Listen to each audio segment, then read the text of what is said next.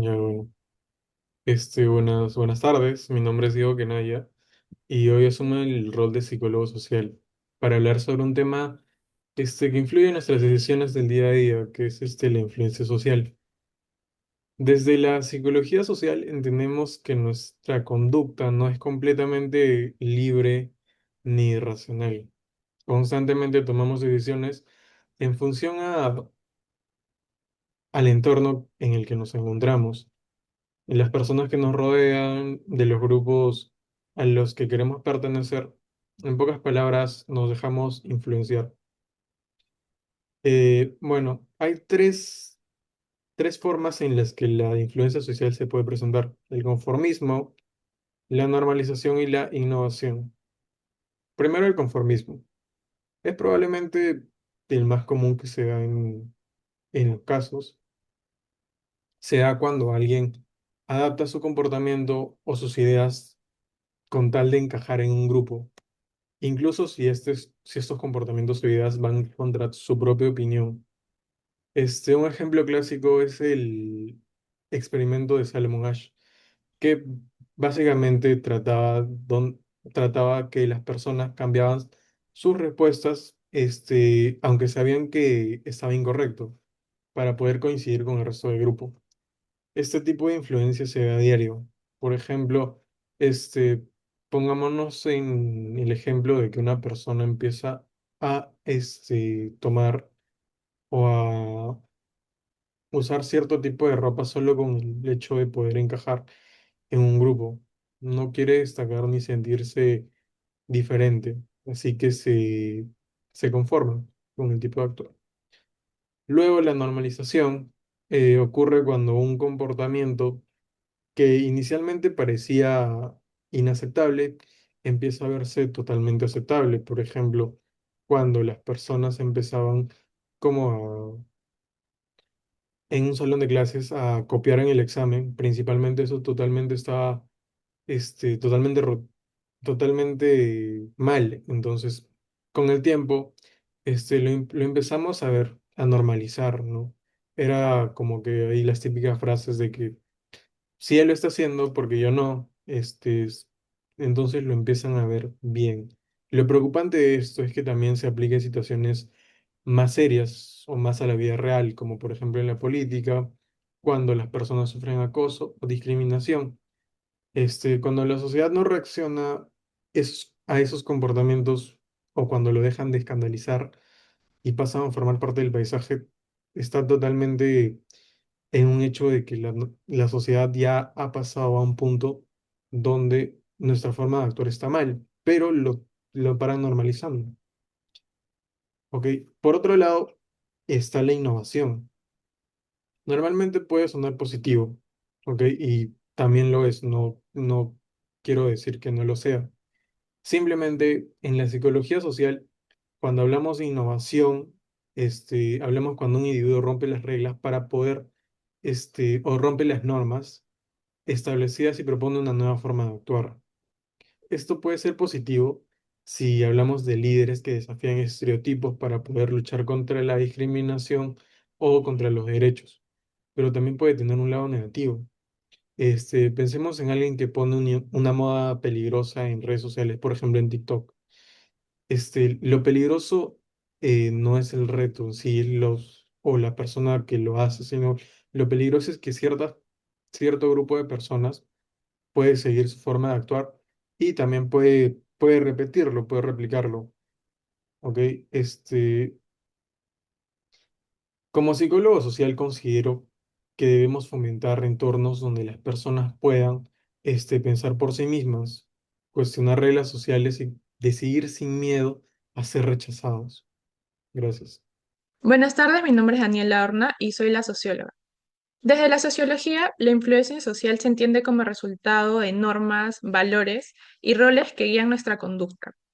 Vivimos en sociedad y eso implica adaptarnos, pero a veces esa presión puede llevar a discriminación, fanatismo o decisiones perjudiciales. Un ejemplo claro es la polarización política, donde muchas personas adoptan posturas radicales, no por convicción, sino por pertenecer a un grupo. El reto está en formar ciudadanos críticos, capaces de cuestionar lo que la mayoría cree o hace. Un ejemplo muy evidente de este fenómeno es la creciente polarización política que se observa en muchas sociedades. En estos contextos es común que las personas adopten posturas, como les digo, radicales, no necesariamente porque están convencidas de ellas tras una reflexión profunda, sino porque buscan pertenecer a un grupo, alinearse con su ideología o evitar ser excluidos. Esto puede generar enfrentamientos innecesarios, pérdida de diálogo y una visión simplificada del mundo, donde todo se divide entre nosotros y ellos. Por eso uno de los grandes desafíos en nuestra sociedad actual es formar ciudadanos críticos, reflexivos y conscientes. Personas capaces de cuestionar lo que piensan, de analizar lo que la mayoría dice o hace y de tomar decisiones fundamentales en el conocimiento, la empatía y la ética.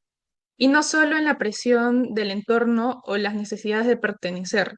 Solo así para poder construir una convivencia más justa, respetuosa y democrática. Buenas tardes, yo soy el experto Mauricio Lora, experto en redes sociales e influencer digital. Bueno, hoy en día gran parte de la influencia social viene de un lugar específico, las redes sociales. Como especialista en este campo, puedo asegurar que plataformas como TikTok, Instagram o YouTube no solo reflejan la sociedad, también lo moldean. A través de algoritmos se nos muestra contenido diseñado para captar nuestra atención. Nos vemos expuestos a modelos de vida, consumo, éxitos muchas veces que no son reales. Cuántas decisiones tomamos hoy porque las vivimos en un reel o en un video viral? Desde cómo nos vestimos, qué comemos, hasta qué opiniones tenemos. Bueno, el problema surge cuando las personas, especialmente los jóvenes, comienzan a medir su valor personal según la cantidad de likes, comentarios, compartidos, seguidores o si está dentro de la tendencia. Esto crea una cultura de validación externa y ansiedad constante por agradar a las demás personas o pertenecer a grupos externos y querer incluirte en ellos. Bueno, además de los retos virales o modas que pueden poner en riesgo la seguridad y la salud simplemente por querer pertenecer. Por eso es clave enseñar educación digital, saber identificar contenido manipulado, desarrollar una buena autoestima fuera de la pantalla y consumir con criterio las redes sociales. Las redes pueden ser positivas si uno los usa con conciencia y saber cómo manejar todo esa, toda esa presión que conlleva. Buenas tardes, yo soy Stephanie Varillas, experta educadora. Bueno, desde mi rol como educadora, observo cómo la influencia social afecta el autoestima y el rendimiento de los estudiantes.